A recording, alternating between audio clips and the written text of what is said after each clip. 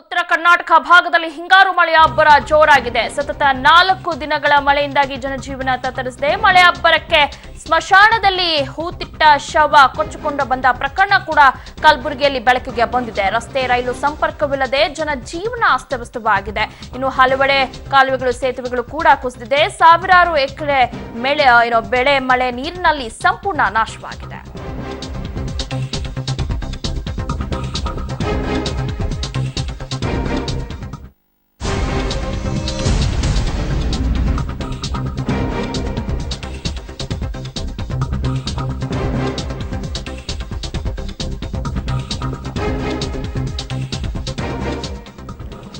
ಉತ್ತರ ಕರ್ನಾಟಕ ಭಾಗದಲ್ಲಿ ಹಿಂಗಾರು ಮಳೆ ಅಬ್ಬರ ಜೋರಾಗಿದೆ. ಸತತ 4 ದಿನಗಳ ಮಳೆಯಿಂದಾಗಿ ಜನಜೀವನ ತತ್ತರಿಸಿದೆ. ಮಳೆ ಅಬ್ಬರಕ್ಕೆ ಸ್ಮಶಾನದಲ್ಲಿ ಹೂತಿಟ್ಟ ಶವ ಕೊಚ್ಚಿಕೊಂಡು ಬಂದ ಪ್ರಕರಣ ಕಲಬುರಗಿಯಲ್ಲಿ ಬೆಳಕಿಗೆ ಬಂದಿದೆ. ಇನ್ನು ರಸ್ತೆ ರೈಲು ಸಂಪರ್ಕವಿಲ್ಲದೆ ಜನಜೀವನ ಅಸ್ತವ್ಯಸ್ತವಾಗಿದೆ. ಹಲವೆಡೆ ಸೇತುವೆಗಳು ಕಾಲುವೆಗಳು ಕುಸಿದಿದೆ. ಇನ್ನು ಸಾವಿರಾರು ಎಕರೆ ಬೆಳೆ ಮಳೆ ನೀರಿನಲ್ಲಿ ಸಂಪೂರ್ಣ ನಾಶವಾಗಿದೆ.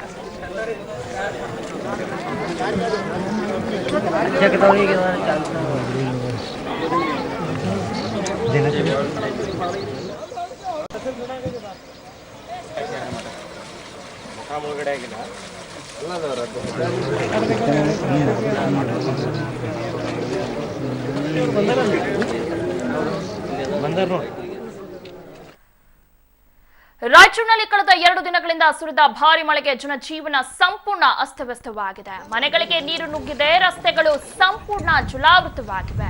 ರಾಯಚೂರು ಜಗರ್ಕಲ್ ಗ್ರಾಮದ ಸೇತುವೆ ಮುಳುಗಡೆಯಾಗಿದೆ. ಈ ಕುರಿತು ನಮ್ಮ ರಾಯಚೂರು ಪ್ರತಿನಿಧಿ ಅಲ್ಲಿನ ಸಾರ್ವಜನಿಕರ ಜೊತೆ ನಡೆಸಿದ ವಾಕ್ ಥ್ರೂ ನೋಡೋಣ ಬನ್ನಿ.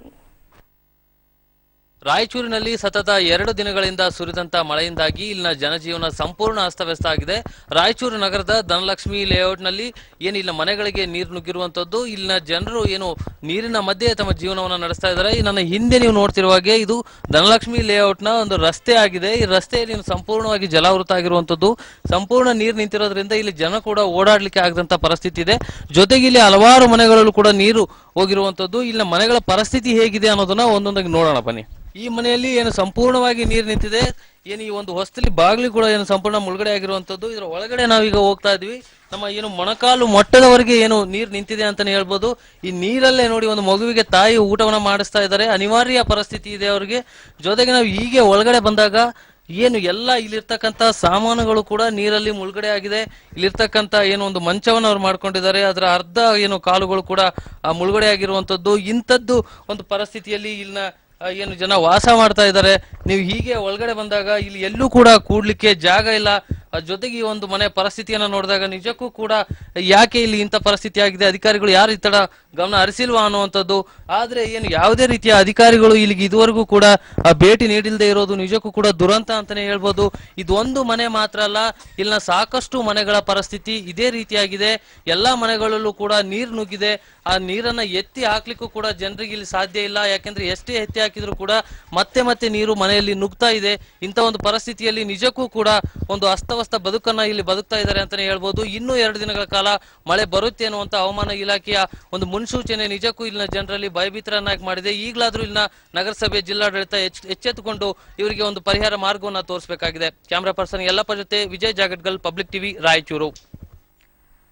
ಇನ್ನು ಕಲಬುರಗಿ ಜಿಲ್ಲೆಯಲ್ಲಿ ಕಳೆದ 2 ದಿನಗಳಿಂದ ಸುರಿಯುತ್ತಿರುವ ಮಳೆಗೆ ಜಿಲ್ಲೆಯ 10ಕ್ಕೂ ಹೆಚ್ಚು ಸೇತುವೆಗಳು ಮುಳುಗಡೆಯಾಗಿವೆ.